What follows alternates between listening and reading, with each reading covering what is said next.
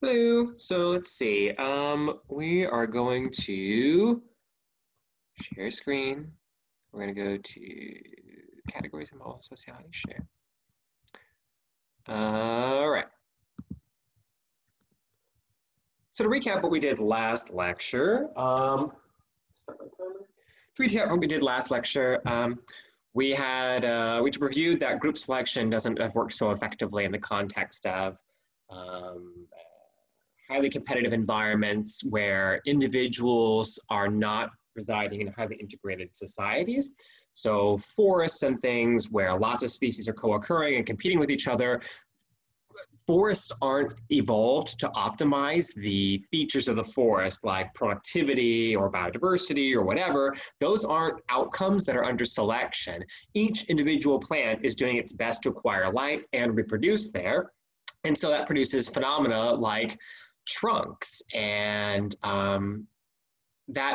trunks are not great for an individual tree or for the forest in aggregate because they're not photosynthetic, but they are evidence that competition for light is really pervasive in this environment, and they're a demonstration that resources are used suboptimally from the context of net productivity for the forest because of these competitive among individual dynamics. So forests that are particularly productive don't outcompete other forests that are less productive. So there aren't whole differences between forests and productivity, converting light into sugars that are more prone to proliferate as a consequence of these traits. So evolution in the context of communities and populations, when they don't reside in highly integrated groups, doesn't really occur. So but in social groups, when they're very highly integrated and individuals can't just disperse between groups very easily, and in instances where an individual's reproductive output is tightly linked with the fate of its group and the performance of its group,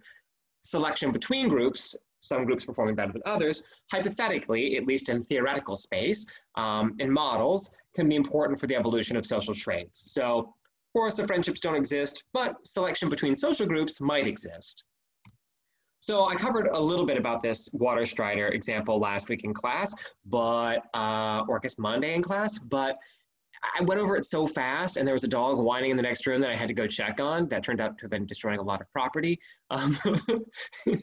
So I got kind of distracted. But this is an example where individual selection and group selection are in different directions. So within one of these breeding aggregations of these males and female water striders, it is profitable to be a male that is more aggressive than everybody else. Because if you're this aggressive male, you're more likely to be able to fend off rivals and secure access to females and mate with them more regularly. And a really successful male can basically be in copula his whole life. He's always mating with the female, and she sort of drags along trying to eat and is bothered by him. Anyway, so these males, more aggressive males, do better than less aggressive males within these breeding aggregations. But groups that have too many of these aggressive males actually have less mating overall and fewer eggs that are produced because females are being harassed and they'll frighten females off of the water surface. So there's less mating overall, fewer eggs being fertilized, fewer eggs being produced, and females are just less fecund overall. So although it pays to be slightly more aggressive or way more aggressive than everybody else within your group, groups that are less aggressive on average are more productive. So this is an example where individual level selection within the group is in the opposite direction of selection between groups. And so situations like this can cause the evolution of social niche construction where water striders can figure out via their own assessment of their world how aggressive this particular aggregation is, and individuals might leave or join new groups or existing groups based on that sort of assessment. So individuals might, for instance, try to avoid groups that have too many aggressive males present. Individuals that are less aggressive, males, might try to aggregate together and mate in isolated pools in the absence of aggressive males, or they might try to control group membership decisions. There's no evidence that any of this actually happens in water striders, but at least in theory, it could. All right. So the last little bit of this class, we'll be going over theoretical models of social evolution and basically how they're contextualized, what they mean, qualitatively. So I'm not going to make you do math. I'm not going to make you look at equations. I don't think I'm going to make you look at equations. You might look at some equations, but anyway, you're not going to have equations on your exam. So rest easy. if you're math phobic, and otherwise just sit back and relax and try to absorb these various contrasting modeling approaches that are commonly used. I'm going to go over the simplest versions of these models, but then they add more and more complexity in the literature. So these simple models can be taken in a million different directions, but they're fun to talk about. And I'll try to succinctly convey what they're trying to convey via their models. All right, so empiricists like myself love to say all models are wrong, but some are useful. And that's basically true.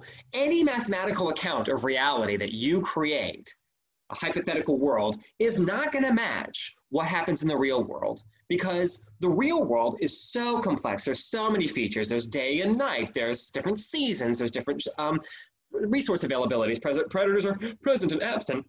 Individuals differ in their fat and energetic rate, and their mating history and experiences, and infection histories and infection current status. All of these features influence living systems, right?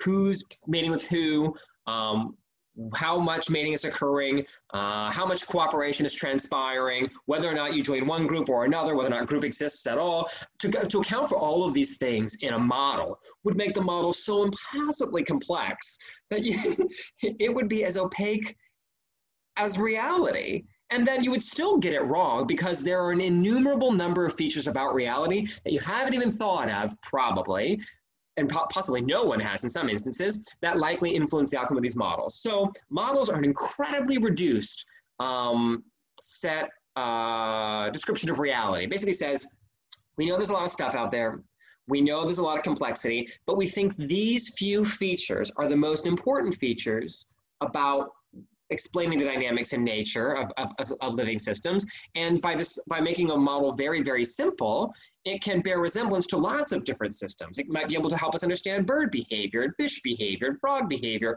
or whatever, versus a model that is highly specific, that has lots of particulars about it, that studies avian ecology of anis in Puerto Rico. Well, that model is probably not going to be very informative if we try to apply it elsewhere. So simple models are also general. Very complex models are very specific, but are possibly more informative for the particulars of that system. So you trade off simplicity and generality versus predictability, predictive value, and specificity and complexity.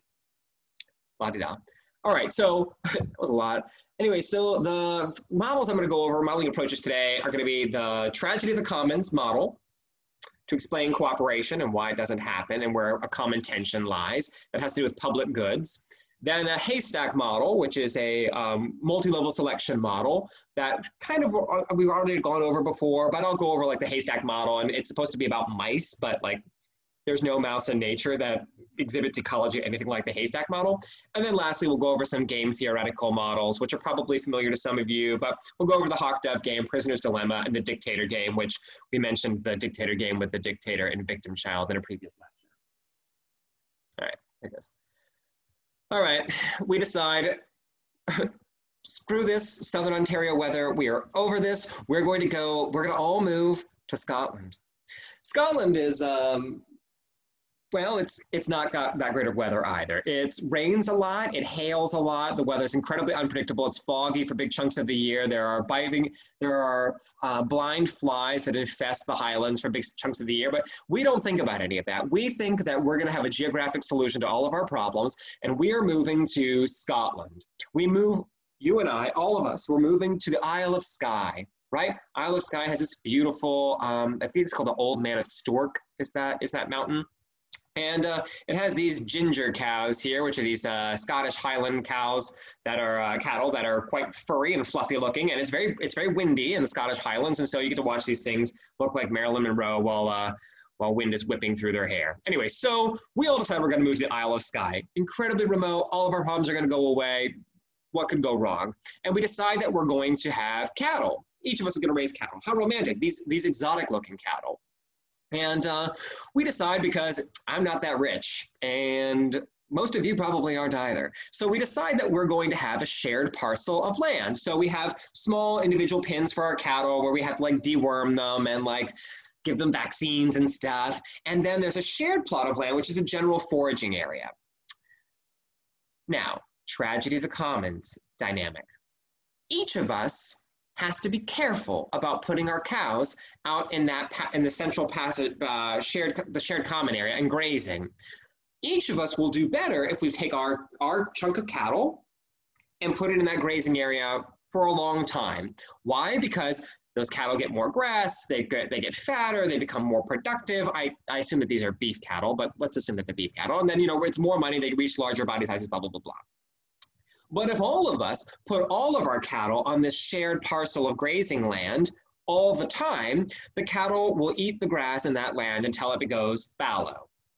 So this is a public good and multi-level selection type model that says that each of us,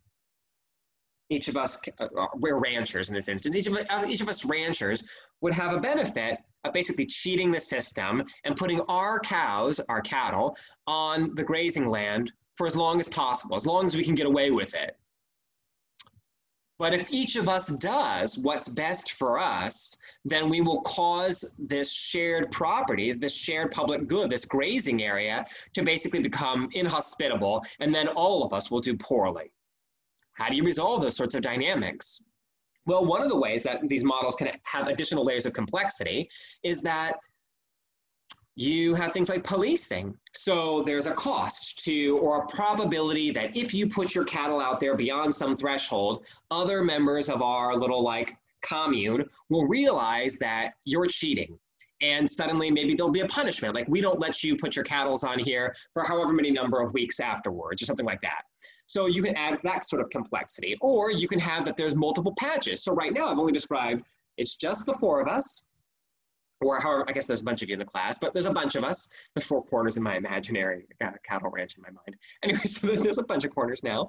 But we only have one shared grazing area. What if there were other shared grazing areas where I could go put my cattle on the shared grazing area with all of you, let my cows eat this grass until it's just mud, and then I just go to a different area, right?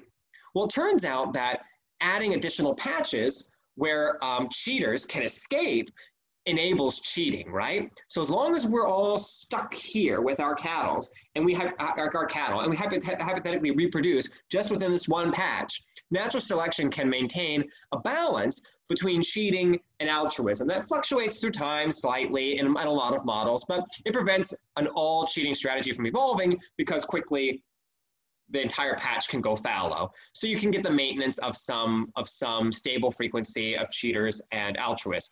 But if you allow many patches, then cheaters can really take off. Speaking of which, here's the haystack model. The haystack model basically says, there are these mice. There are no, oh, by the way, the tragedy of the commons is originally contextualized in terms of cows, but actually it describes many different kinds of phenomena in nature. So hypothetically, let's imagine that we're all social spiders and we live in a horrible rainforest where there's torrential rain all the time destroying our colony, right? So we've all got, one of the ways that we as a society of spiders can persist here is because we're all contributing to the repairing of the web. Problem, it actually pays for me not to repair the web. Let all you guys repair that web, right? You're Canadian. You're altruistic. You're nice people. And I'll let you take on all the repairs, and I will be the loudmouth American that's not going to work today. It's going to cheat the system. And so I step back and I allow all of you to repair the web, and I obtain energetic benefits basically by not contributing to the public service of repairing this web and maintaining it. But if my strategy is genetically influenced and my offspring begin to dominate our society in subsequent generations, then suddenly our web might not be able to persist through these torrential rains, and that's bad news bears for all of us, because if our web collapses, we're all going to die. So although this tragedy of the commons was originally contextualizing cows and a shared pasture and something like that, the reality is that can explain many systems where it pays for everyone to contribute to something or refrain from something, but cheating can be favored under some scenarios. Anyways, that's what it's supposed to capture. All right, the haystack model is a related model, which is fictitious and involves a bunch of mice. So a bunch of mice basically live in haystacks. These circles are haystacks. These little weird disc type things are supposed to be mice. Whatever, it's not important what organism they are. Anyway, so the way that this goes is that the mice scurry into some haystacks. They reproduce within the haystacks. And then the next generation, they emerge, mate, and run around and go back to some haystacks. So emerge, mate randomly with whoever, then they run into a haystack, and then they cooperate in some way. These are fictitious mice. Mice don't cooperate like this. I mean, who knows what they're doing inside of haystacks, but I'm sure it's not creating a sophisticated society. Anyway, so these mice run between the haystacks between generations. There are two kinds of mice in these scenarios. There are cooperators, which contribute to some public good phenomena on the interior of these haystacks. And then there are cheaters that basically take too many resources from this shared environment. But just like in group selection models, these mice are stuck together during this somatic growth and resource accumulation phase within these haystacks. So if there are a bunch of cheaters inside the haystack, then they basically suppress the resources within that haystack to a level that hurts everybody. Cooperators, groups of all cooperators, are much more efficient at cooperating and efficiently using the resources within these haystacks. So cooperation is favored within a haystack, but cooperation is disfavored within a haystack. Cheaters in a population of all cooperators within these haystacks are going to do better than their counterparts that are all cooperators. But haystacks that are overburdened with cheaters are more likely to have suppressed reproductive output and then are more likely to go extinct in more complicated versions of the haystack model. So this model, again, captures the dynamic where you can get stable mixtures of cooperators and cheaters via basically manipulating things like the risk of the haystacks undergoing a massive extinction event. So if you get too many cheaters in some of these haystacks, in particular generations, everybody dies, right? New haystacks form, but they're unoccupied, but then they become occupied in the next generation when everyone disperses out of their haystacks, mates, and then runs back for cover. So if you allow things like turnover and massive extinction events at the level of whole haystacks, you can really limit the spread of cheaters. So you can this is called interdemic selection and interdemic selection by extinction scenarios where high levels of extinction associated with cheaters can limit their spread and prevalence within populations. And that is usually captured in some sort of haystack model. No mice do this. This is not a real mouse. There are no haystacks that just like incinerate because there are too many cheater mice on the inside of it. But the dynamics that it's trying to capture, you're stuck together on this integrated thing, this haystack. You can't get away, at least for a little while. And there's a chance that you can ruin the internal dynamics within your haystack to a point where it's going to hurt you and you might not be able to get away from it. If the cheaters can just reap all of the benefits of cheating inside of a haystack and then leave before it goes extinct, cheaters are going to spread. Cooperation is going to go away. But if you're stuck on that ship that you cheated, well, cheaters can be limited. Good. We're good for time. Game theory. So whenever lay people hear game theory, they think of like, oh my God, these advanced chess players or like these Magic the Gathering players or poker players where there's these highfalutin and possibly complex number of strategies, and there's a meta in a lot of these where like you have specific kinds of strategies that are common, and so you get this invasion of rare strategies that exploit the prominent strategies. There is some game theory to that. The sort of meta dynamics. People tend to use, let's imagine it's a Pokemon, sort of like ringleader, like pretend you're a professional Pokemon player online that like has artificial groups that show up. Actually, Brendan McEwen, one of your TAs, actually plays competitive Pokemon online, is very good at it. And he can tell you about the meta in these games. But like if somebody is selecting a team and it's very popular to have a team that's based in certain kinds of Pokemon, then other strategies can be quite effective at invading a meta that has a common qualitative strategy that has a particular weakness. Anyway, so you get these cyclical dynamics within metas where whatever's the dominant strategy, other strategies will develop from other players to exploit the most competitive, the most dominant strategy until it is no longer the most dominant strategy. And these sort of dynamics keep things in check. The kind of game theoretical models that we use in ecology are not nearly so complex. I mean, qualitatively they're similar, but they're not. Anyway, so let's go over this. Anyways, the question with game theory is, what is the optimal strategy for you to deploy if you don't know what your opponent's going to do? You don't know what strategy they're deploying. Are they a cheater? It could be. Are they a cooperator? Could be. Maybe they have a probability of switching between those two different strategies. Hard to say. But basically, game theory says, okay, if you don't know what your opponents are playing and you're entering a field where there's probably a mixture of strategies, what's the best thing for you to do if you don't know what your opponent's doing? Normally, in the most basic version of these, it's binary. You either cheat or you cooperate.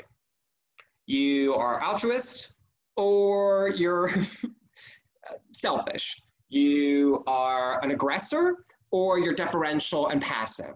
Things like this, right? So you create binaries. It's either this strategy or that strategy. We all are aware that in evolutionary biology and in any complex scenario, there are potentially an infinite number of strategies that can be deployed. Game theory says, basically, while we know that that's possible, we're not going to be able to account for that in our models. We're just going to say in these qualitatively binarized type scenarios where there's only a couple of strategies one can play, what should you do with an unknown arsenal of opponents that you're going to have to play against? And they might not be opponents. They might actually be in your social group or whatever. So a key question is, if one strategy goes to fixation, it's the only strategy, strategy A, is it even possible for strategy B to show up in such an environment and do better than the average A strategy individual? If it can, if the individual with the new strategy B shows up in a population of all A individuals and B does better than A, then B will begin to spread and can invade that population. And the converse is usually evaluated as well. So imagine the population were entirely composed of the B strategy. Could a mutant that develops the A strategy show up and outperform this dominant B strategy and proliferate?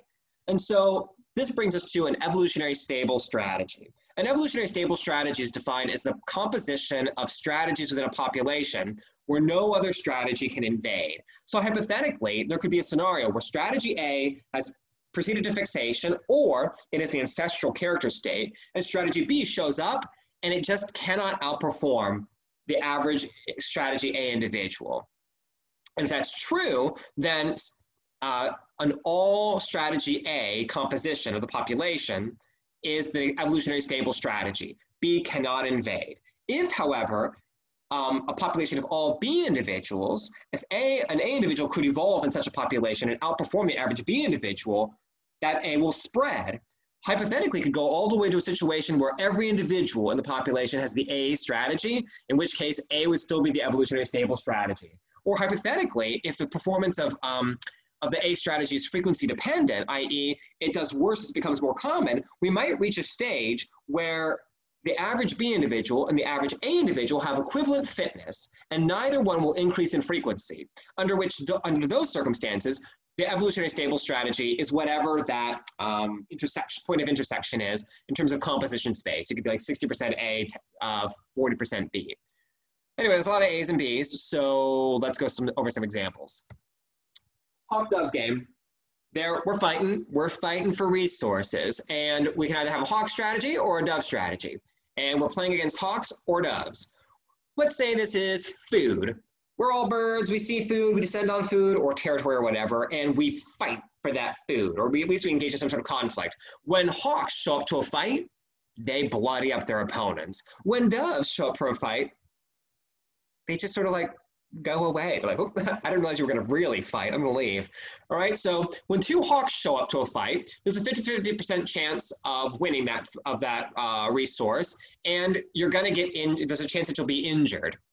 So for the payoff here, the fitness benefit of winning the resources minus the cost of injury divided by 2 will be the average outcome for an individual hawk. So there's whatever the value of that resource is, 100 calories. But you end up losing 50 calories from just beating up the opponent. Even if you win, you're going to lose those calories, right? And then you divide that by 2 because sometimes you win, sometimes you lose. We assume it's 50-50 when hawks interact with hawks. And so that's the average payoff of the hawk strategy when 2 hawks show up to an environment. Now, if a hawk shows up to an environment with a dove, dove's going to leave. Hawk gets all the resources. That value, that 400 calories, that's yours. Now, if you're the dove and you descend on a resource and there's a hawk that shows up, you're not going to get any of that resource. It's ready for blood. You're not. You get out of there. You're just like, you know what, whatever. I'm just live to fight another day, my friend. So 0 payoff for doves interacting with hawks. And when 2 doves get together, they split the resource and they don't fight with each other. Hypothetically, you can add like a cost, like they wasted time, whatever, like being friends or whatever. But in most models, the T is actually not there. They just split the resources amicably. I shut up, you shut up, we're both cowards, so what do you say we just split it? We chop it in half, right? We both get 50 calories, no pain, no fuss. So we can see here quickly that hawks love a population of all doves. Doves are going to do terribly in a population of all hawks under a lot of conditions, unless that cost of fighting is high. That's a cost that these doves don't have to have. And presumably, time wasted being friends, T, is going to be a smaller cost than the D of possibly getting bloodied up by your opponent. 100 calories might not be worth it. It's not that big of a snack. All right, so let's imagine first that even when you account for the costs of fighting, so by the way, this D here has become a C in this next slide. So on the x-axis of this figure is the frequency of hawks. So all the way to the right at this 1 would be a population of 100% hawks. All the way to the left would be a population of 100% doves. And then we have 2 different payoff curves. In this case, there's a line. The brown line, which is the payoff for the hawks, and the orange line is the payoff for the doves as a function of the frequency of the hawk strategy in the population. So in a population of all doves are just splitting those 100-calorie morsels 50-50. Every time 2 doves, it's a hypothetical population, everyone's a dove, we come together, I don't mean to fight, you're not going to fight either, we're very differential, we're going to apologize to each other a bunch, and then we're just going to split the resource 50-50. What do you say? Great. Hooray for them. Now the problem is that if the first individual in a population has a macro mutation and one of their offspring has the hawk strategy that's genetically influenced, oh boy, that first hawk in the population is gonna do great. It's gonna get 100% of the resources that it descends upon. Every single time that first hawk shows up to a morsel, it's getting 100% of that morsel.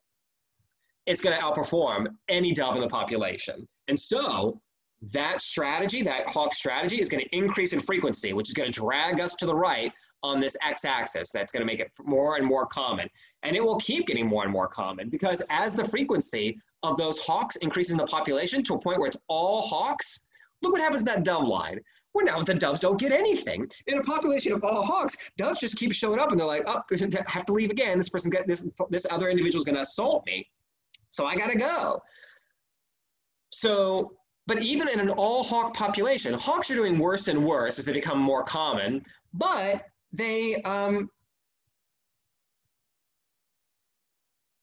always getting more resources than the doves, and they're always getting some resources. In this strategy, C, the cost of fighting, is not very great. If C is smaller than 1/2 of those calories, then these hawks are still getting a net benefit by fighting against other hawks. So they'll always have a strategy that that performs better than the doves. And although both strategies do worse as hawks become more and more common, their hawks are incurring that cost of fighting more and more frequently. Under this scenario, the evolutionary stable strategy is the all hawk strategy. So at this stage, the doves do worse than the hawks. At this stage, the doves do worse than the hawks. So we're going to, even if we start in an all dove population, it will proceed to the all hawk state. If we start in an all hawk state, the first individual that has the poor unfortunate offspring that has a macro mutation that turns out to have the dove strategy, it's doing worse than the average hawk, not going to spread, not going to increase in frequency. Now let's imagine a different scenario using the same sorts of dynamics where the cost is now enormous for two hawks fighting each other. The cost of fighting is greater than the calories you're going to get from splitting that benefit. The cost of fighting are greater than 50 calories. Well, now you're going to get a scenario where in an all dove population, all the way to the left, yeah, hawks are outperforming doves. But at some point, the performance of hawks is going to pass through the average performance of doves, and it's going to be lower. And the reason that that is because under these scenarios, the cost of fighting is so great that it actually drives them into the negative. They're doing worse. So even in a population, so eventually, if you imagine the opposite scenario, we're in a population of all hawks now, and the first individual that has the dove strategy shows up. Well, the dove strategy, it's still getting 0 hypothetically in this scenario, but that's still better than the average hawk in an all hawk population. If there's an all hawk population and the costs of fighting are high, those hawks are going to descend on resources all day long. They're going to split them, but they're going to be fighting so hard that it actually is more cost than it is a benefit. And so the ever deferential dove, the conflict-averse dove, is actually going to do better than the average hawk in a high hawk scenario. So here, this stable frequency here is the evolutionary stable strategy, where there's a stable mixture where neither strategy will increase in frequency, because if it does, hawks become more common going to the right. Their strategy does worse than the doves, so it'll go back to that point. If doves become more common, so hypothetically the population is moving to the left, then hawks are going to outperform doves, and that'll slide them back to that intersection point there. That is the moment where both strategies persist in stable frequencies, and no other additional strategy or shift in strategies is likely to evolve. All right, prisoner's dilemma. All right, so the prisoner's dilemma is a scenario where we're going to have another hypothetical. You and I, all of you and I, decide, and Brendan and Hannah, because I have some influence over their lives, so I can make them do whatever. We're all going to give up this whole like academic science or like healthcare or mental health issue types, counselor type scenario. We decide, no. Real work is for suckers. We're not going to do real work anymore. We're going to do a heist. We're going to steal something very valuable. We're going to hawk it, and then in the sense of selling it, in this case, not actually the animal or the strategy.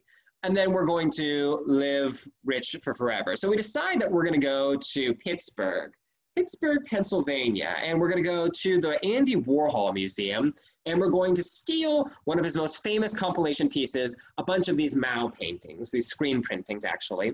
And, it's probably worth like $30 or $40 million, maybe like $50 million. And so if we can steal these things, this compilation, and then we hypothetically, one of us in the in our class has connections to the underworld, I'm sure, hypothetically one of you might, and we'll have some reliable means of recovering the value of this art once we've stolen it. Anyway, while there could be problems with this idea, let's pretend that we just bypass all of those problems and we decide we're going to go without any training at all, plan a heist, Ocean's like 65 or 70 or how many individuals you are to steal this piece of art. Great. What could go wrong? The problem, we get away with it. We get into the Andy Warhol Museum and it's empty because no one's there that day. We don't know why it's empty that day, but even the people who were supposed to be on guard are strangely distracted, looking at their cell phones. Anyway, so we just basically wander right in, take the paintings, and wander right out. No training necessary. And there were 65 of us. So people were really, really unaware and seemed to really not care about Andy Warhol paintings that day. Anyway, the Andy Warhol Museum's in Pittsburgh. And then when we leave, we realize why there was no one in the museum and why everybody who's working at the museum wasn't paying attention. Turns out it's a Steelers game, American football, Steelers, once a very good team, not a very good team now, but the people of Pittsburgh don't seem to have realized this. Anyway, so they're still diehard fans, and we leave the Andy Warhol Museum, and we're gonna get in our getaway trucks, because there's 65 of us, and we realize people are tailgating outside. How we didn't realize this before, it's hard to say, but we have planned poorly, and now we can't get away with our paintings, screen printings. And we're quickly arrested because there are a lot of police officers at this game basically doing management of this giant population. So we all get caught, we're all going to jail, bad news bears. So we go to the prison on the south side of downtown Pittsburgh. So we're put in jail and we are going to be interrogated. There are 65 of us, but now let's just pretend that there's only a few of us. Let's pretend like it's just Brendan and you guys in the interrogation room. So there's just you guys as a collective unit and Brendan. So it's easier with two people. So the heist happens. We get arrested because we had poor planning, but we weren't, whatever. We just wasn't our calling to be thieves. All right, so prisoner's dilemma measures cooperation and cheating. So you're being interrogated by some community prosecutor or police officer or whatever. And of course, the various participants are in different rooms. Brendan's in one room. You guys, you have an ambassador, an emissary, representing all of you, is in the next room. And they're being interrogated. And basically, the interrogators say something like, come clean. Come clean. Your friend in the next room, they're singing like a bird, and it's time for you to just come clean. And if you do, if you spill your guts, you say exactly what happened, how you planned it, give us all those emails, blah, blah, blah, blah, we'll cut you a break. Plea deal. And you don't know what Brendan's doing in the next room. And Brendan has no idea what your ambassador is doing in the next room. But if you can both just shut your trap and be like, we had no idea that this painting was, was worth a lot of money. And we didn't realize that it wasn't just something we could take away from the gift shop. If you play stupid and you just don't admit to the crime, then everybody involved, you guys will effectively be cooperating with each other. Shut your traps, play dumb, stick to the alibi, and you go to prison for 1 year, hypothetically.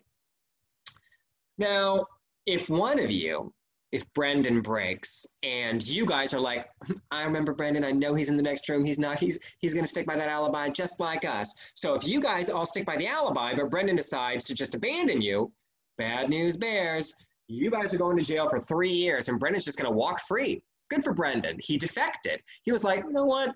I like my freedom. You know, I don't know if I'll ever even see those people again. So whatever, I'm going to rat them out. Here are the emails, plea deal, get me out of here. And under that scenario, you guys are going to jail for 3 years, possibly much longer, and Brendan's just going to walk scot-free. He's going to go get himself a hamburger someplace. However, if you guys defect, if you're like, Brendan's a rat, we know that he's going to just like sing like a bird, or maybe he won't, but we're going to defect, right? We're going to rat him out. We're going to give him all the emails, done. Under that scenario, we go free and Brendan's trapped in prison where bad things will happen.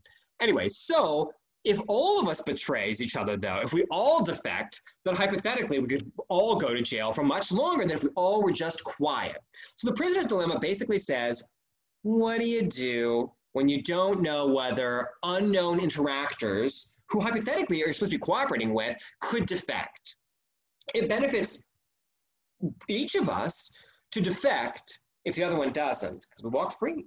We're not going to prison for a year. We're not going to prison for 3 years. We're going free right now. Go get a burger, go get a beer, go relax. And but the problem is that if we all defect, we do much worse overall. We spend twice as long or longer in prison because everybody defected. And here again, it's one of these cases where cooperation at the group level is benefited by everyone just playing along, cooperating, no singing like a bird. Good God, this is the plan, right? But it's susceptible to cheating because the first individual that decides to defect doesn't have to pay that 1 year cost, that 1 year time in prison. They get to go do whatever. They don't have to put this on job applications or anything else. They're just going to walk free, right? And so cooperative dynamics are susceptible to the invasion of defectors under this circumstance. And it turns out the evolutionary stable strategy, at least for this basic model, is an all defect strategy because the first individual to show up in a group of all cooperators is going to benefit by defecting because they're not going to have the cost of going to prison or whatever the cost would be of cooperating, and they get a benefit, right? And the other cooperators actually have a large cost associated with being defected against. But in a population of all defectors, all betrayers, the first individual to show up and be like, I'm a cooperator. I'm not going to sing. That person's going to jail for a long, long time. They're going to pay. They're going to pay all those costs, and they're going to be in a population where everyone's always defecting, and they'll be eliminated. That cooperative strategy would be eliminated from the population. So under this scenario, all defects is the ESS under most scenarios. However, it turns out to change if you allow the game to happen over and over and over for many iterations, because you can get scenarios where there's tit for tat, like you betrayed me last time, so I'm going to betray against you. Or if you do tit for tat the opposite direction, oh, you cooperated with me last time, I'm going to cooperate. I'll make sure I cooperate now. So if you do like tit for tat, allowing iterative plays with known players, even when there's no individual recognition, you can get stable cooperation. And if there's individual recognition, you get little neighborhoods where if you can know who your opponent is, and you know that they have like a reputation of being a defector or a reputation of being a cooperator, then you can get stable cooperation as well. So you can make the model more complex and get a stable strategy that is not an all defect strategy, but the basic model is an ESS of all defect. Dictator game. So classic game where one player, usually this is done with like children, but all sorts of people do this. One player gets some sort of resource, jelly beans or money, and they're basically like, you have all this money. You have all these jelly beans. There's another player over there. Do you want to give him anything? What do you say? There's no recourse. Player 2 can't do anything against you. Yep. Just want to give him money or no? Guess what most humans do? Even children. Selfish little things. They give some resources away. Not a lot of resources, but they do tend to give some of their resources away. This is very strange. It's not the evolutionary stable strategy to do this. I mean, it's the evolutionary stable strategy under this scenario is to just keep all the resources. Player number 2 can't do anything. Like, whatever, never going to see you again. I'm not giving you any of my resources. Get out of here. But most humans will give a small amount, some amount of their resources, less than 50%, though, less than 50%, away. And this is a classic way of evaluating the raw altruistic tendency of a society. So you can test individuals of different sexes or religions or whatever all over the world. They can play this little game in computer space, and we use this to infer like resting levels of altruism in human populations. There are other ways to assess altruism in human populations, but this is one of the most common ways to do it. And it's shocking at all that the average human does give away some of their resources to this totally defenseless player number 2 when there's no rationale for doing so from an evolutionary standpoint. It just provides evidence that there's raw altruism present in the human population. Human populations all across the world, not just one. So that's everything from this lecture, and it's 42 minutes long, so I really hope that the sound worked this whole time. Anyway, I'm going to stop this. I'm not going to have that awkward moment, and now I'm going to not look at that email. I'm going to pause.